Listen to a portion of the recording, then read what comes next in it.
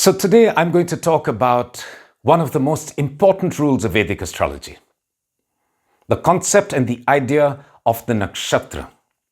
If you understand how the nakshatra system works, if you understand how nakshatra influences the horoscope, controls the planet, determines the nature and structure of the entire planetary system, you will understand how Vedic astrology works. And if you don't understand how nakshatras work, you will have absolutely no idea of how to predict when you look at a horoscope that's placed in front of you. So I have already told you that the horoscope is divided into 12 houses, 12 zodiac signs of 30 degrees each. They took the 360 degrees of the zodiac and divided it into 12 signs, each sign being 30 degrees. But the ancient siddhas, the great minds, the sages who gave us the rules of astrology, looked at that and said that is not enough to understand how a horoscope works. Astrology is far more complex. It is far more intricate. It has far more to understand than can be understood by simply dividing the zodiac into 12 signs of 30 degrees each. So they came up with the idea of the nakshatra. So what is a nakshatra? The great sages who gave us, the great siddhas who gave us the rules of Vedic astrology, looked at the way we have divided, or the way the zodiac had been divided, into 12 chunks of 30 degrees each, and said that that was not enough to be able to understand the nature of that house or the nature of a planet placed in that house. They said that span was too vast, and it really didn't give us an idea of the complexity related to that house and the functioning of a planet that is placed in that house. So what they did was they came up with the idea of a nakshatra. Now, the nakshatra is a span or a chunk of the zodiac which is 13 degrees and 20 minutes in span, in length. So you take 360 degrees and you keep dividing it into smaller chunks of 13 degrees and 20 minutes. And each one of those chunks is owned by a very specific planet. Let's take the example of Aries. Aries is 30 degrees. The first 13 degrees and 20 minutes of Aries is owned by Ketu. The second 13 degrees and 20 minutes of Aries is owned by Venus. Now, 26 degrees and 40 minutes have been taken care of. So all that you are left with is 3 degrees and 20 minutes in Aries. So 3 degrees and 20 minutes in Aries belongs to the next planet in the nakshatra system, which is Sun. But I've already told you that each nakshatra is 13 degrees and 20 minutes. We've got 3 degrees and 20 minutes in Aries, the end of Aries, that belongs to Sun. Therefore, 10 degrees of the next sign of Taurus belongs to Sun. That way, Sun completes its 13 degrees and 20 minutes, and that nakshatra is completed. The next nakshatra that will form will belong to Moon, and that will also be 13 degrees and 20 minutes. Therefore, Moon nakshatra is going to be in Taurus and will extend till 23 degrees and 20 minutes, because the first 10 degrees have gone to Sun, the next 13, 20 go to Moon. What is left of that sign will go to the next planet of the nakshatra order, that is Mars. And Mars needs to complete its entire span of 13 degrees and 20 minutes. It's got 6 degrees and 40 minutes in sign number 2, Taurus. So it will get 6 degrees and 40 minutes in sign number 3, Gemini. So you have Ketu, which is the first nakshatra lord. You have Venus, which is the next, Sun, Moon, Mars. After that, you have Rahu. So from 6 degrees and 40 minutes of sign number 3, Gemini, Rahu starts and will run for 13 degrees and 20 minutes. Right? So this goes till the 20 degrees of Gemini. The last 10 degrees of Gemini, therefore, belong to the next planet in the nakshatra system, which is Jupiter. And if it does 10 degrees in Gemini, it's going to have only 3 degrees and 20 minutes left to complete, and it completes that in Cancer. If 3 degrees and 20 minutes are taken in Cancer by Jupiter, then the next planet in the nakshatra system, Saturn, is going to take 13 degrees and 20 minutes after that, and then the last chunk is going to Mercury, and that completes the nakshatra, starting with Ketu and ending with Mercury, starting with sign number 1, ending with sign number 4. And then what happens? From sign number 5, this same cycle repeats. What you've seen from sign number 1 to sign number 4 is what you're going to see exactly from sign number 5, 6, 7, and 8. And similarly, that cycle is going to complete at 8, then 9, 10, 11, 12 will be the exact same cycle. And that's how your entire nakshatra system is completed. So basically what happens is there's a sequence of 13 degrees and 20 minutes starting from 0 degrees of Aries. The first nakshatra is owned by Ketu. The second nakshatra is owned by Venus. The third is owned by Sun. Fourth by Moon. Fifth by Mars. Sixth by Rahu. Seventh by Jupiter. Eighth by Saturn. And ninth by Mercury. And this is completed within the first 4 zodiac signs. And then the same pattern repeats. 5, 6, 7, 8 will be the same. 9, 10, 11, 12 will be the same. So that same pattern repeats 3 times within the zodiac of 12 signs. Now, it's very important to understand this nakshatra system. Let's look at Aries, for example. I've told you that Ketu controls 0 degrees to 13 degrees 20 minutes in Aries. Whenever you see a planet which is sitting in a particular house, look at the degrees at which it is sitting. Look at the degree at which it is placed. The degree that it is placed will tell you which nakshatra it is sitting in. For example, let's say we have Mars, which is sitting in sign number 1. And Mars, we see, is sitting at, let's say, 8 degrees of Aries. It's not enough to say that Mars is sitting in its own house and therefore Mars is controlled by itself or Mars has tremendous power in that house, because we really have to see which nakshatra Mars is also sitting in. And in this case, we see that Mars is sitting in the nakshatra of Ketu. So to understand how Mars is going to function, understand how Ketu is for the horoscope, understand the relationship of Ketu and Mars in that horoscope, and then you will get a sense of how Mars is going to function. If, for example, that same Mars had been placed at, let's say, 20 degrees of Aries. Now, I've told you from 13 degrees, 20 minutes of Aries, all the way till 26 degrees, 40 minutes of Aries, the nakshatra is owned by Venus. Now, Mars is not sitting in the nakshatra of Ketu as it was in the earlier example that I gave you. It's now sitting in the nakshatra of Venus. Now look at how Venus is for this horoscope. Now look at the relationship between Mars and Venus to understand how Mars is going to function for the chart. Now, if Venus is a friend of the horoscope, then Mars in Aries is likely to give you very, very good results. If Mars is also a friend of the horoscope, let's assume Mars is a friend of the horoscope, right? And Mars is sitting in the nakshatra of Venus. If Venus is also a friend of the horoscope, Mars is going to give you very good results. It's going to give you very powerful results.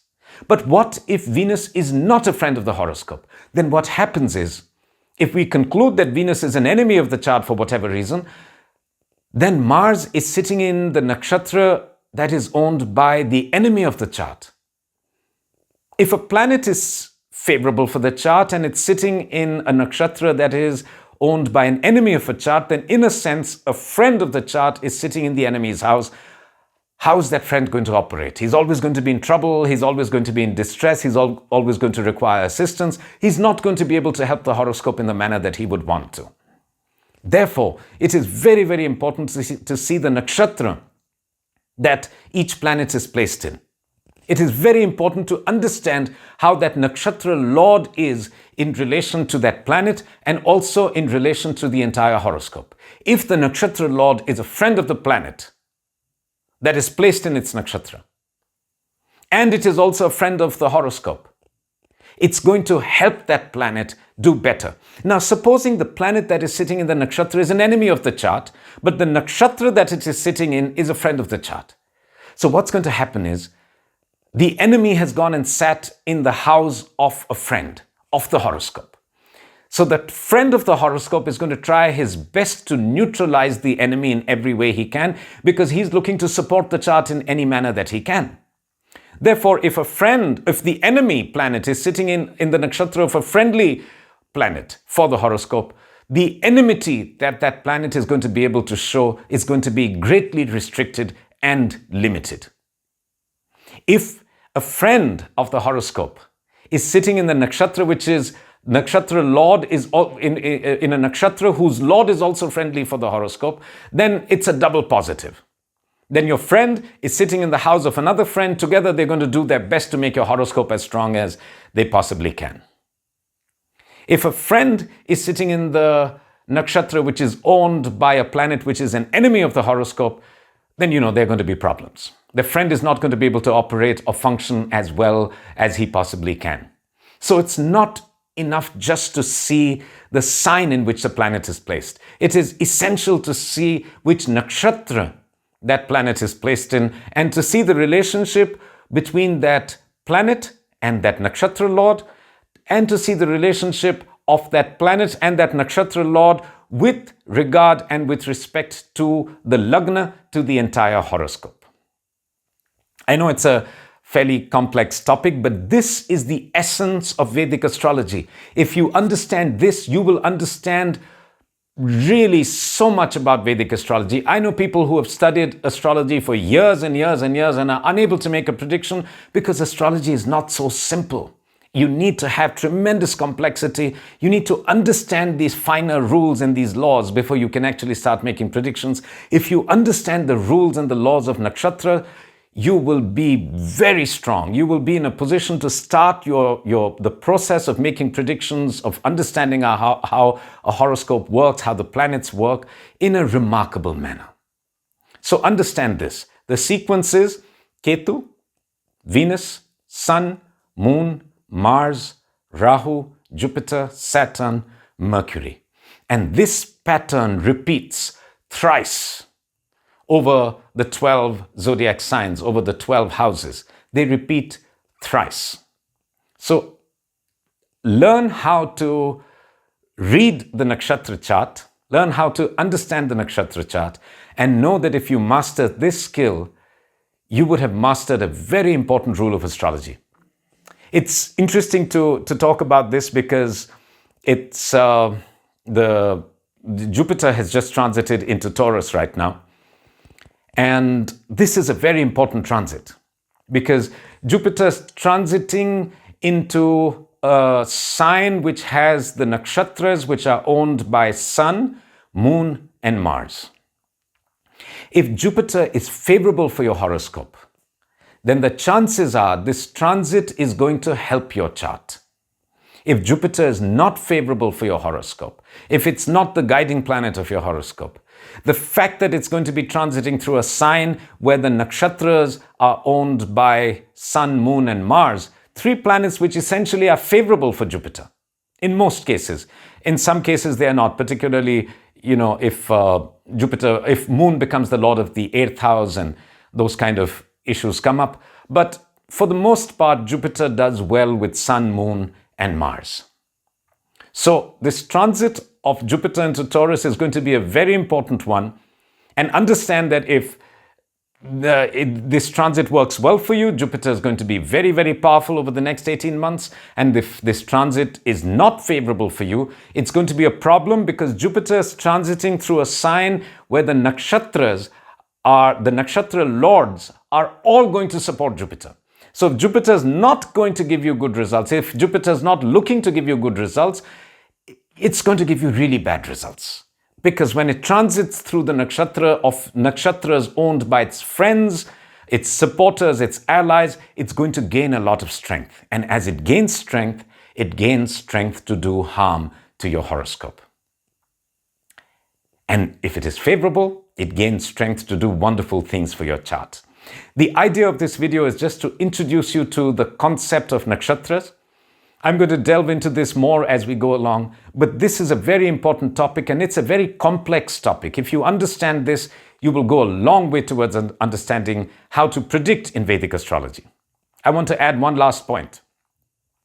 As we look at the planets placed in the house, and we say, as I told you, Mars in Aries, that was the example that I was using, and I first said it was placed at 8 degrees, that was the nakshatra of Ketu, and then I spoke of another degree which was owned by Venus. As we look at planets and the nakshatras that they are placed in, we also have to look at the house itself. We look at the degree at which the zodiac sign that is placed in the house is actually located.